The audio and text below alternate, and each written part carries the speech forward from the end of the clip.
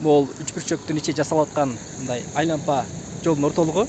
Кече жакында эле УКМК төрагасы Камчыбек Ташиев ушул Ысык көл жергесине келгендеги жергиликтүү жетекчилерди сындап, тапшырмаларды койгондогу иш аракеттин жыйынтыгы баягы 1,5 миллион 2 миллионго чейин акча кетет делген жер мына азыркы күндө жасалыптыр.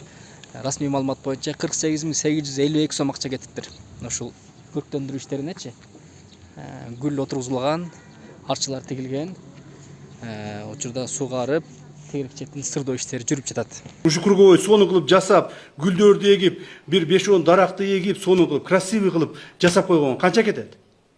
Асфальт менен где-то 2-3 миллион сом кетет. Кандай асфальт менен? Бул жердин асфальтын биз жасадык го мына. Круговойдун өзүнө канча акча кетет? Өзүнө. Давай асфальт у вас не будем спрашивать. Канча кетет акча? Так, 1,5 миллион. Сен асманды карап атасыңбы? Сен кантип айтып атасың 1,5 миллион деп? Ошо круговойду жасап койгонго 50 миң сом акча кетет. 50 миң сом. Каяктагы 1,5 миллион, Уялбайсыңбы? Бул жерде мынакей өзүңүздөр көрүп тургандай бордюрлерин койдук. Бордюрлердин сатып алдык. Андан сырткары мына решеткаларын, красканы сатып алдык. Ошонун баардыгына кечээ мен өзүмчө отуруп ушул айлык өкмөттүк кызмат менен эсептейбиз. 48.850 сом акча каражаты кетиптир.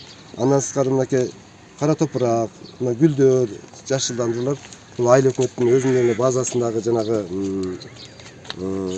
жашылдандыруу көркөмдүү ишкана бар. Ошол жерден алып кетип койдук. 2 күндүк мөөнөттө бизге тапшырма кеткен. Мына ошол тапшырмага Камчыбек Кыдыршаевдин тапшырмасына ылайык мына өзүңүздөр көрүп тургандай 2 күндө айлампаны бүтүрдүк. Заманбап кылып, жакшынакай кылып.